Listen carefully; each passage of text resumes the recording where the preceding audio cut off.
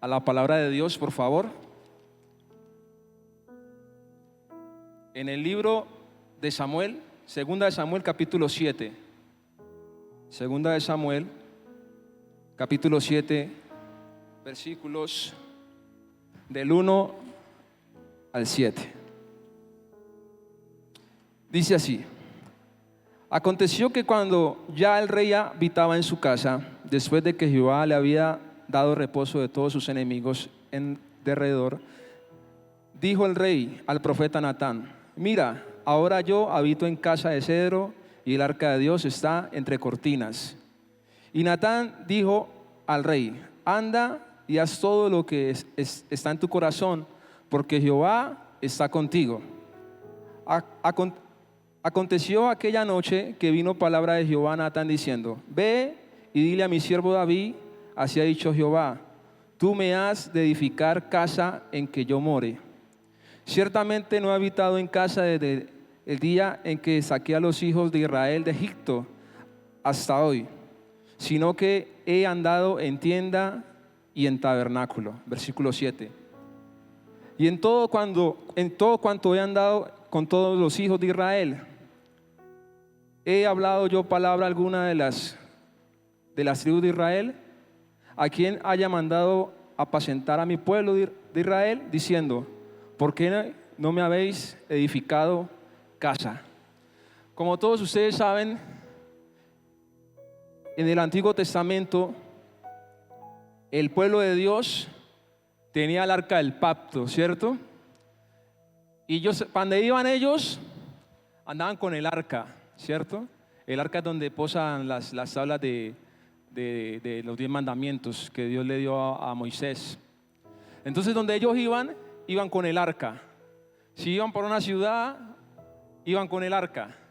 Y donde se estacionaban, armaban una tienda. Y ahí fue cuando el rey David dice lo siguiente: hombre, yo ya tengo casa, ya papá Dios me ha dado la victoria, ya soy bendecido. ¿Por qué yo no le construyo una casa a papá Dios?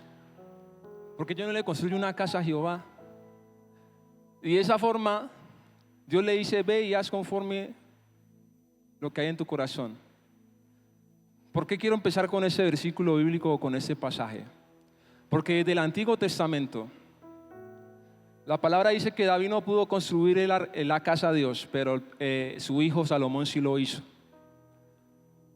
Y desde el primer momento que se construyó la casa o la casa de Dios, desde ahí o de mucho antes más, el pueblo de Dios se congregaba,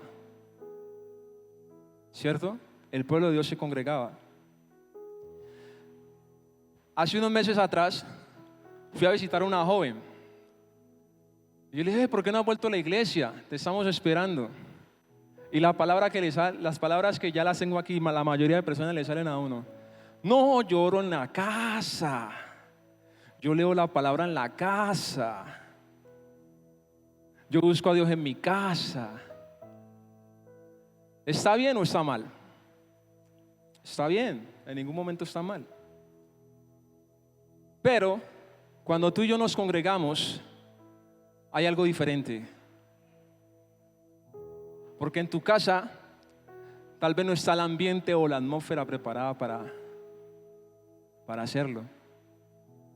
Vuelvo y repito, si lo buscamos en la casa no está malo, ¿no? No está mal. Pero es bueno el congregarse. Es bueno el que tú y yo vayamos a un lugar a buscar la presencia de Dios.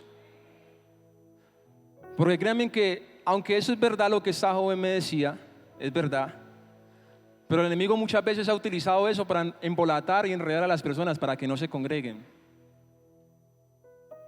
Hay gente que dura meses y años sin congregarse.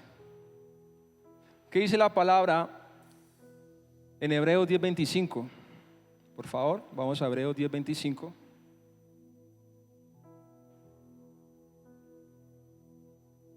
Ese atril está danzando aquí.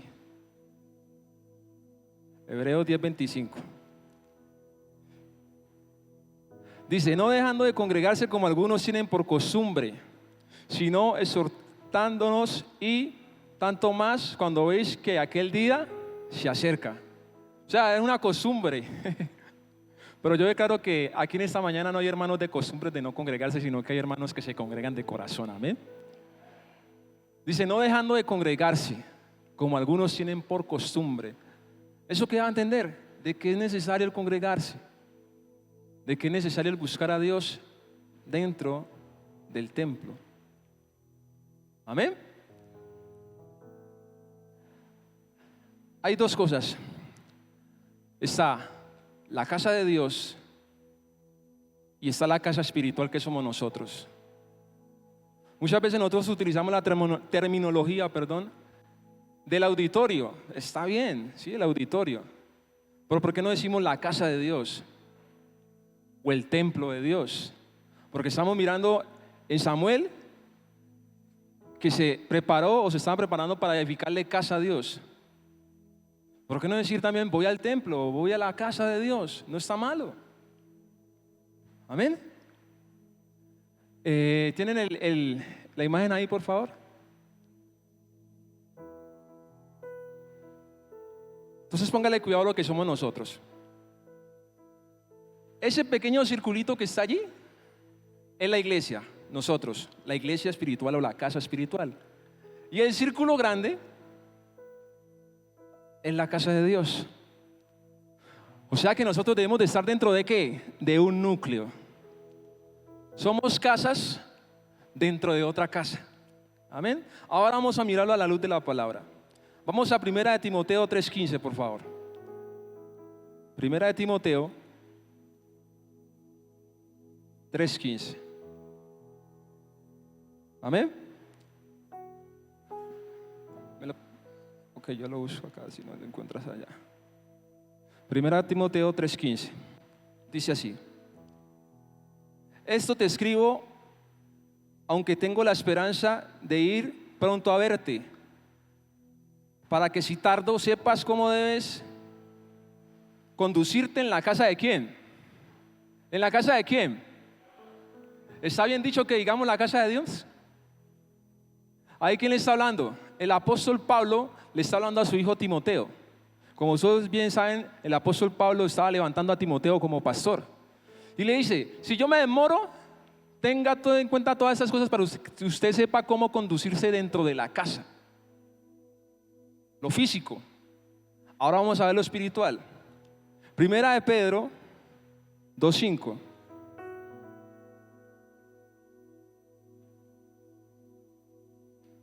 Vamos a mirarlo desde el 4. Acercándose a él, piedra viva, deshecha ciertamente por los hombres, mas para Dios escogida y preciosa. Vosotros también, como piedras vivas, sed edificados como casas, ¿qué? Casas espirituales. La casa física, donde estamos nosotros, y la casa espiritual, que somos nosotros. ¿Y cómo nosotros llegamos a ser esa casa espiritual? Cuando tú y yo nos acercamos al Hijo, a Jesucristo, al que su vida entregó en una cruz, derramó su sangre por tus pecados y por los míos, nos perdonó para salvación y vida eterna.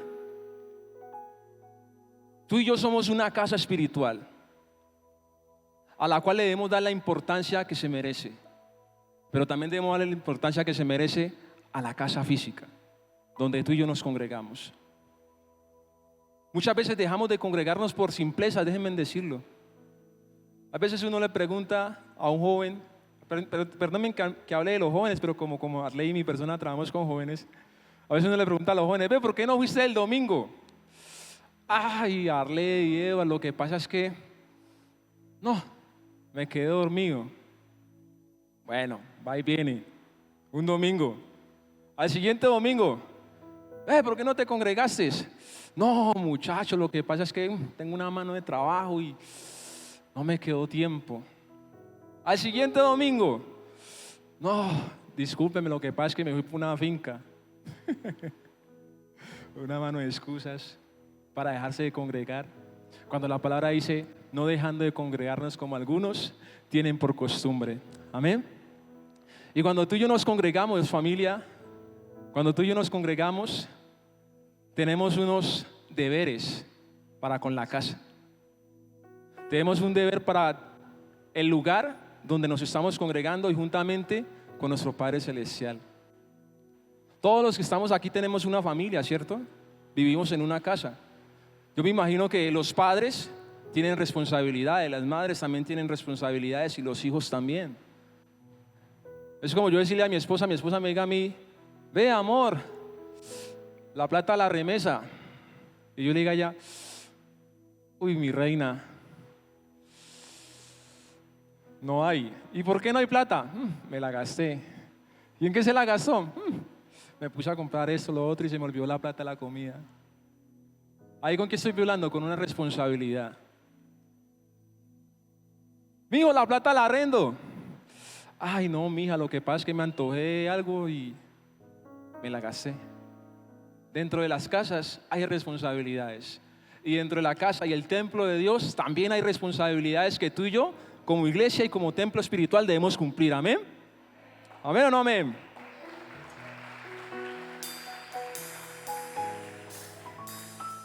Y vamos a nombrar alguna de ellas. Vamos a Segunda de Reyes. Segunda de Reyes, capítulo 12.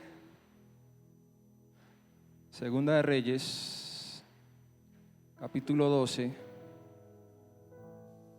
versículos 9 y 10. 12, versículos 9 y 10. Mas el sumo sacerdote Joiada, esos nombres en el Antiguo Testamento tremendos, tomó un arca e hizo en la tapa un agujero y la puso junto al altar a la mano derecha, así que se entraba en el templo de Jehová, y los sacerdotes que guardaban la puerta ponían allí todo el dinero que se traía a la casa ¿de quién? De Jehová. Tú y yo como iglesia debemos también traer a la casa de Dios nuestros diezmos, nuestras ofrendas, porque es un deber. Porque sin dinero no se puede mantener este lugar. ¿Y saben por qué ellos están recogiendo esta parte de esta ofrenda y por qué el sacerdote decidió colocar el arca en la entrada? Porque la iglesia o el templo había que repararlo. Si miran unos versículos más arriba se van a dar cuenta, sino que por tiempo no lo leemos todos. Pero ustedes se van a dar de cuenta que ellos ven esa necesidad y dicen, no, hay que acomodar esto, hay que acomodar la casa, hay que acomodar el templo. Y el sacerdote toma la iniciativa y pone el arca. Y ahí el pueblo de Dios depositaba el dinero. Mire, algo que el pueblo de Dios tenía, y yo me les quito el sombrero.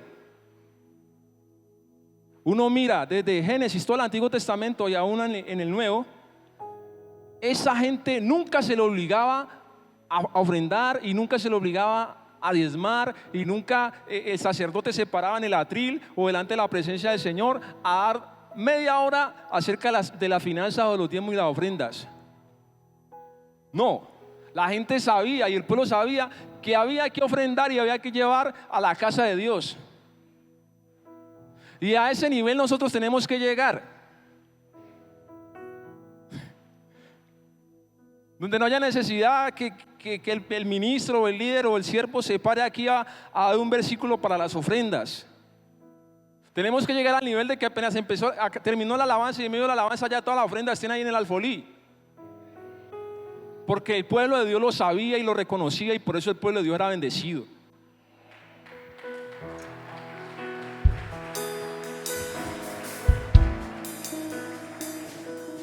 Miren el versículo 13.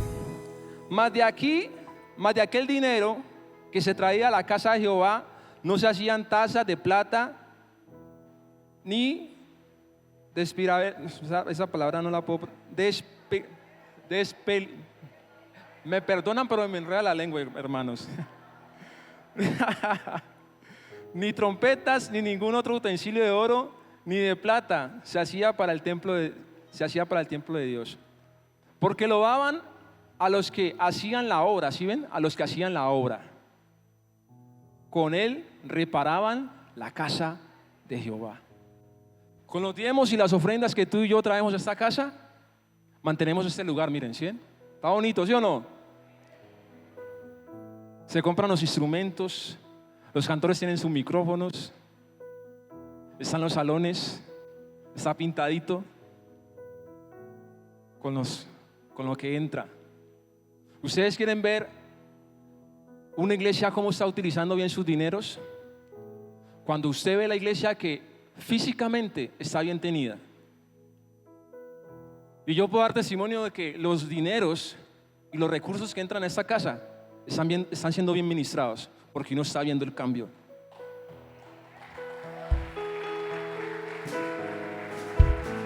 Pero imagínense mi hermano Rosenberg, que tantos años que llevamos acá y el pastor con la misma consola. Imagínense usted. Entonces uno dice, bueno, y los diezmos y las ofrendas que están entrando a la casa, ¿dónde están? Si tienen la misma consola es 10 años. Pero cuando uno empieza a ver que la iglesia empieza a embellecerse, estoy llevando mi dinero y mi ofrenda o mi diezmo a un buen lugar.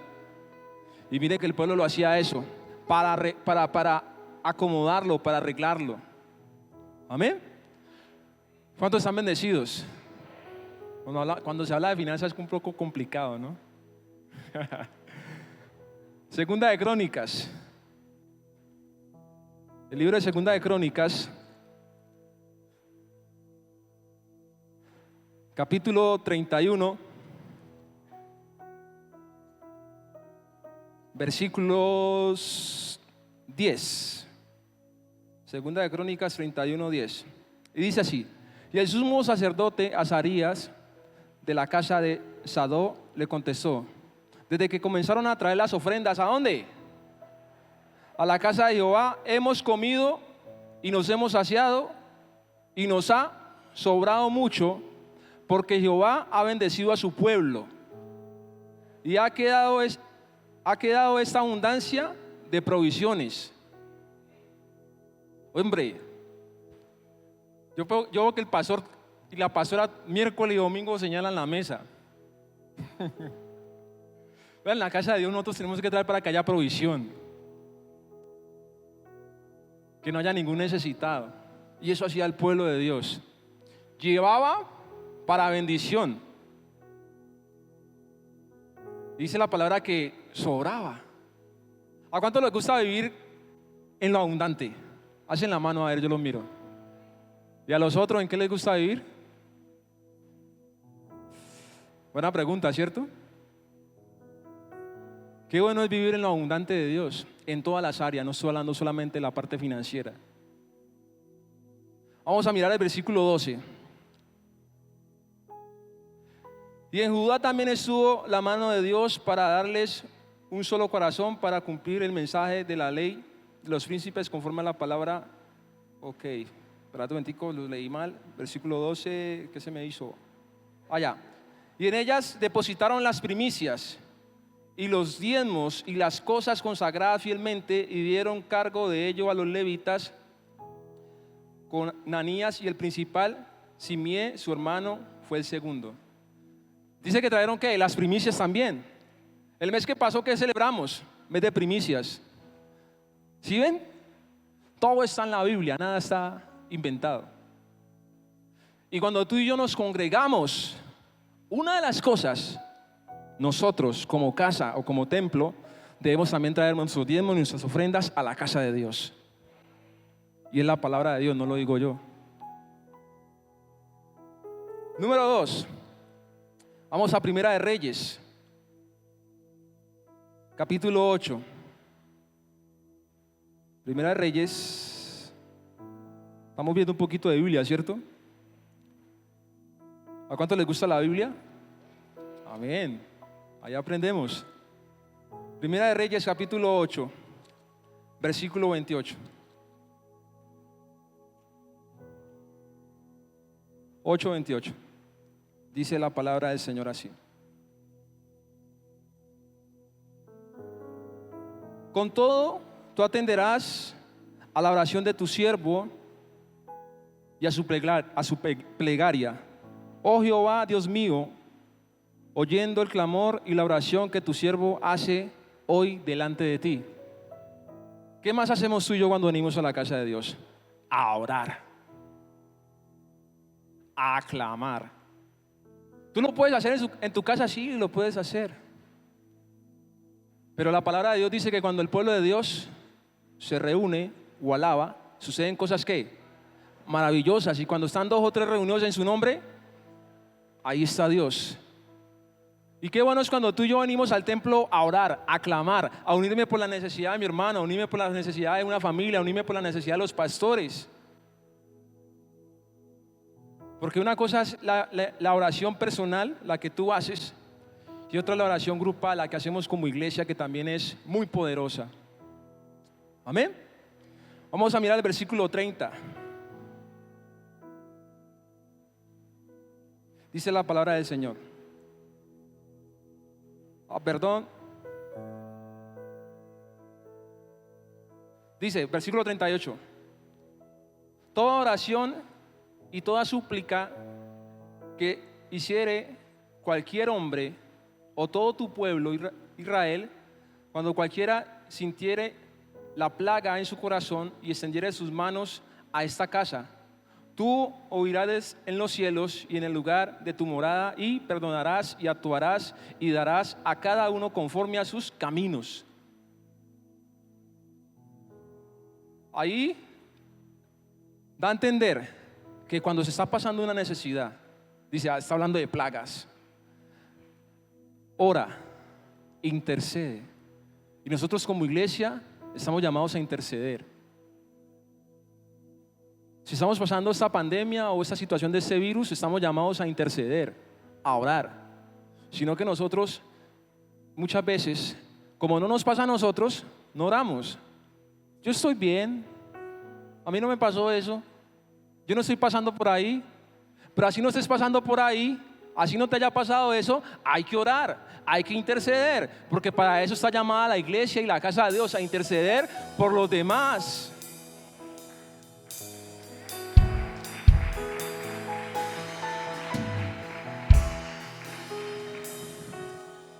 ¿Cuántos están bendecidos? Amén. Vamos a Crónicas. Ya están mareados dando tanta vuelta en la Biblia, ¿no? Vamos a Primera de Crónicas,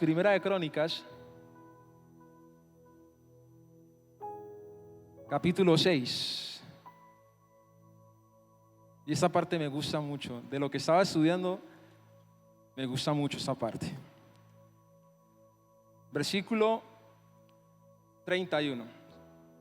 Y esos son los que David puso sobre el servicio de canto en la casa de ¿quién? ¿Sí ven?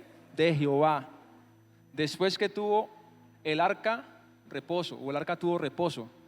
Ahí ya está el templo construido, ¿no? Entonces el rey empieza a poner o a delegar personas dentro del servicio. Ahora vamos a mirar versículo 48.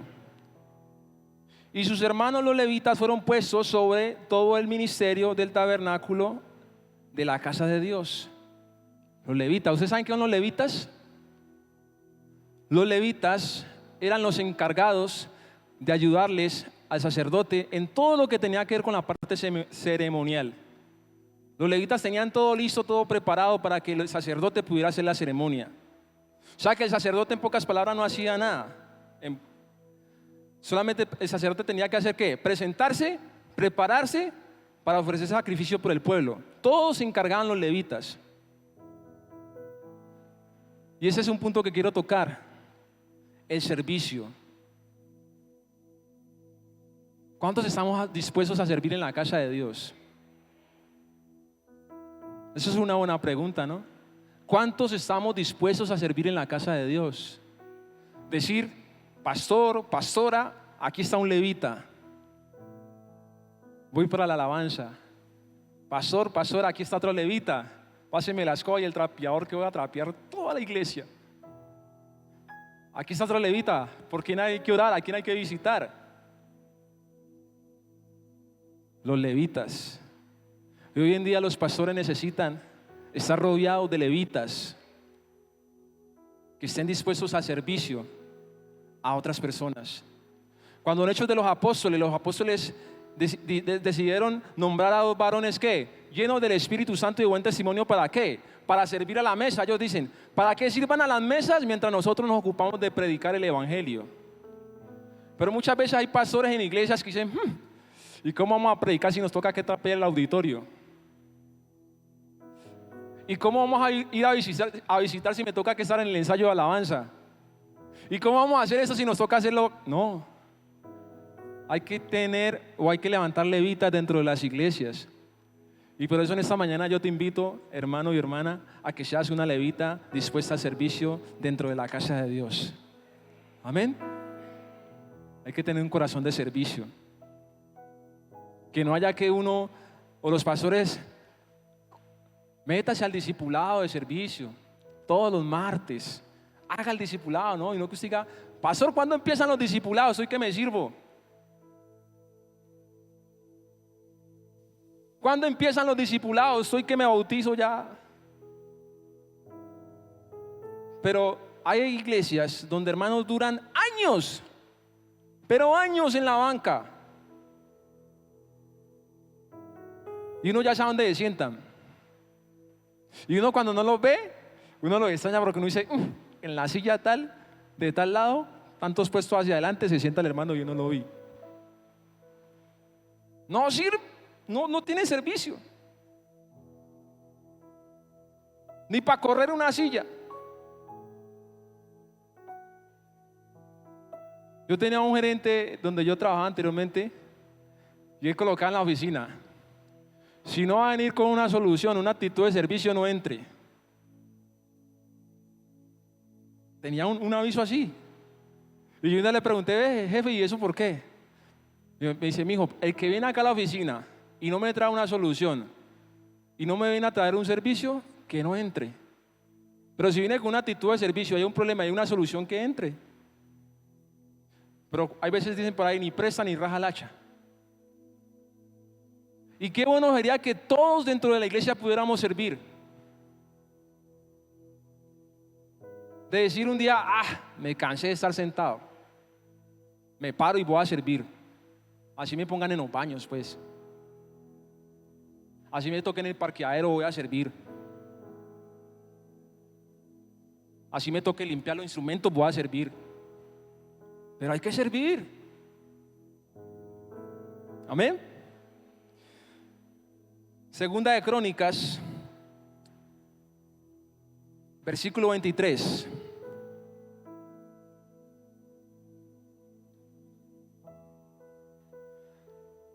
Versículo 18.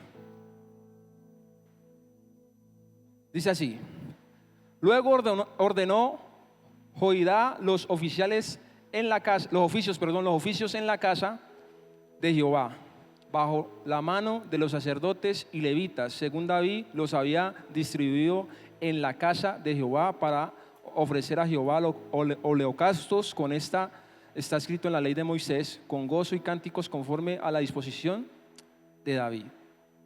Oficios. Tenemos servicios, lo que estamos hablando ahorita ya está, dice oficios. Servicio es una cosa y oficio es otra. Por ejemplo, el pastor, ¿cuál es el oficio de él? Ser pastor. ¿Sí me hago entender? Y dentro de ese oficio él sirve. ¿O a cuánto no les ha servido el pastor? ¿Cuál es el oficio de los líderes? Somos líderes. Pero dentro de nuestro oficio también servimos. Y cada uno de los que estamos aquí tenemos un oficio. Algo el Señor nos ha entregado en nuestras manos para ponerla al servicio. Algo. Alguna destreza, algo. Por ejemplo, las hermanas que hacen las decoraciones. Eso es un oficio. Ellas tienen el arte en sus manos y lo hacen bien y lo ponen al servicio. Servicio y oficio. Y uno de esos tantos oficios podemos mirar los ministerios: apóstoles, profetas, maestros, evangelistas, maestros. Pero esos oficios, ¿dónde se adquieren y dónde se tienen? Dentro de la casa. Porque si yo no me congrego, ¿yo cómo voy a decir que soy pastor? Si yo no me congrego, ¿cómo voy a decir que soy evangelista? Si yo no me congrego, ¿cómo decir que voy a ser maestro? Porque el servicio, o los oficios, perdón, hay que ponerlos al servicio de Dios y a su casa. Es como yo soy de oficio o profesión, yo soy panadero. ¿Y qué tal que yo el otro día amanezca? No, yo no voy a hacer panes, voy a cortar carne. No, no es lo mío. ¿Sí? Servicio y oficio. Diga conmigo, servicio. Iglesia, servicio y oficio. Gracias a esos dos términos en su mente y en su cabecita, servicio y oficio. ¿Cuál es mi oficio dentro de la casa? ¿Y para qué yo voy a servir? Y yo te invito, iglesia, yo te animo a que le sirvamos al Señor con todo nuestro corazón. Amén. Yo quiero que le des un fuerte aplauso al Señor por eso.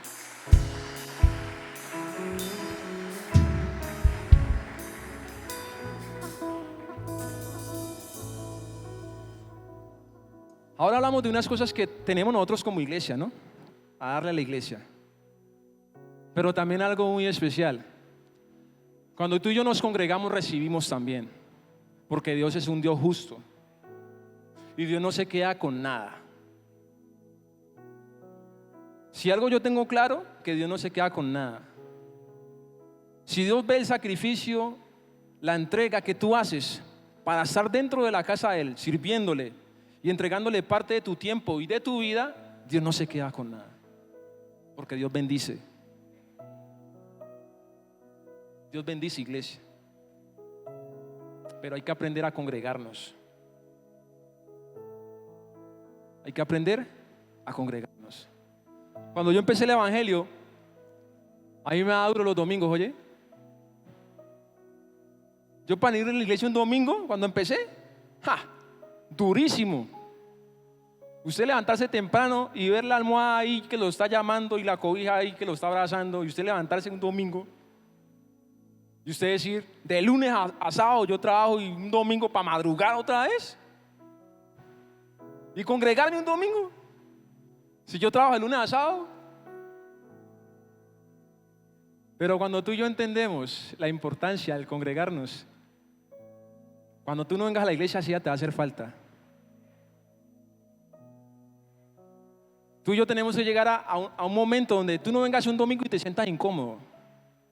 Pero si tú no vienes un domingo y no te sientes incómodo, revisémonos. Si yo falto un domingo y me siento normal, y si falto el otro domingo y me siento normal, y si falto el otro domingo y un mes y 6 meses y me siento normal, hay que revisarse, hermano. No, serio.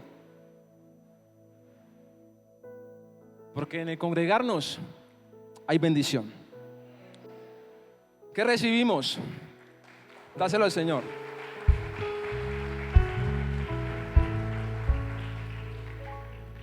Hermano, yo en varias ocasiones el pastor me ha dado el privilegio de compartir el mensaje acá en la casa, pero hoy estoy más tembloroso que otras ocasiones, no sé por qué. Bueno, que el Señor me ayude. Salmos 36:8.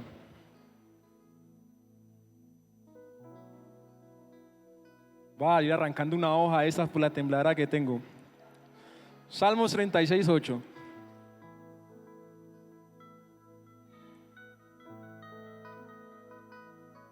Dice así: serán completamente saciados de la grosura de tu casa. Veámoslo en ese pasaje, en el primer parte. Serán completamente saciados de la grosura de ¿qué? De tu casa. Cuando tú y yo nos congregamos, recibimos alimento espiritual. ¿Por qué? Porque Dios ha puesto dentro de la iglesia o dentro de su casa, Dios ha puesto hombres y mujeres de Dios a las cuales Él utiliza para darnos a nosotros el alimento espiritual. Porque si no nos alimentamos espiritualmente, ¿cómo vamos a crecer? Entonces hay muchos cristianos que embolatan, ¿no? Como nos congregamos en la casa, entonces yo leo salmo en la casa, leo un proverbio en la casa, entonces como yo soy el templo de Dios, mantengo en la casa y oro y leo la palabra en la casa.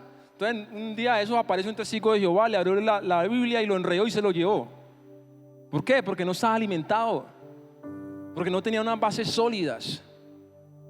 Pero cuando tú y yo nos congregamos, recibimos ese alimento espiritual. Amén.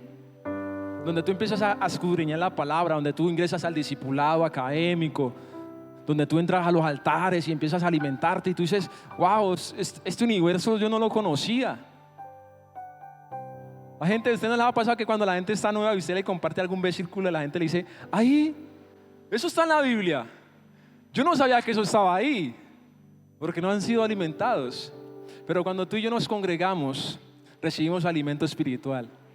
Por eso te invito a que te congregues y recibas ese alimento espiritual. Y concluyo, por tiempo, tengo un arsenal ahí, pero por tiempo no se puede. Vamos por último a Crónicas, Segunda de Crónicas 31-21. Y con ese versículo bíblico culminamos, iglesia. Y el motivo es el congregarnos. Segunda de Crónicas 31-21.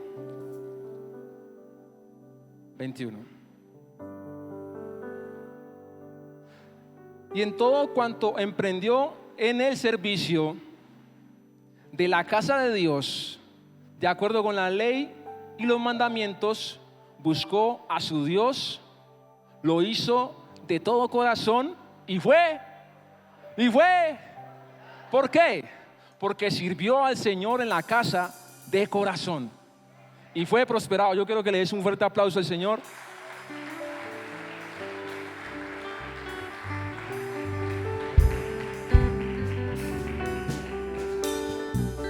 Y como dice mi pastor, he predicado la palabra de Dios. Dios les bendiga.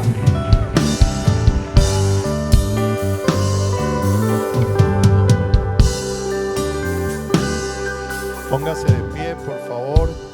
Damos gracias a John Edward y a Arley que compartió esta mañana también. ¿Cuántos estamos bendecidos?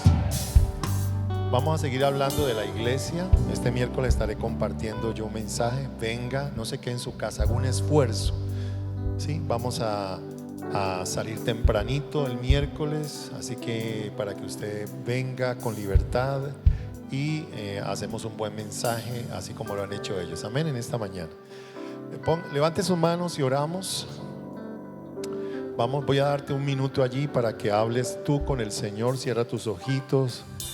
Y de pronto en esta mañana el compromiso que hay es que tú te entregues al Señor, te entregues a la obra de Dios, al servicio de la casa de Dios. De pronto es un llamado para aquellos que ya no estamos sirviendo, para que volvamos a servir. De pronto aquellos que estamos sin compromiso alguno, allí donde estás, habla con el Señor. Voy a darte un minuto para que hagas eso.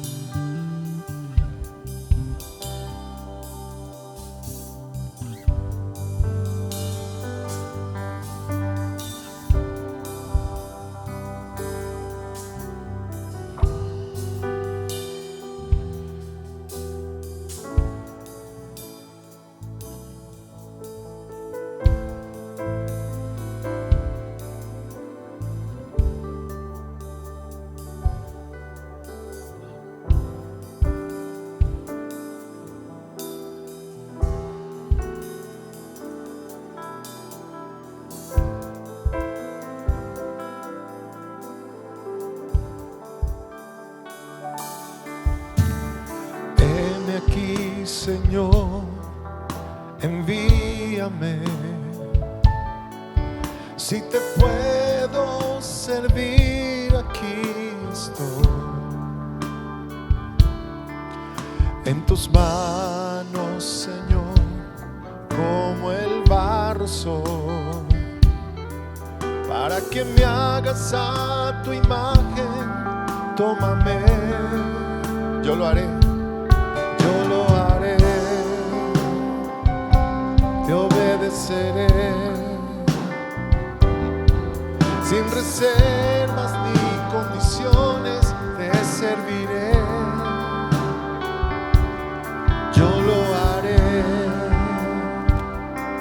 te obedeceré,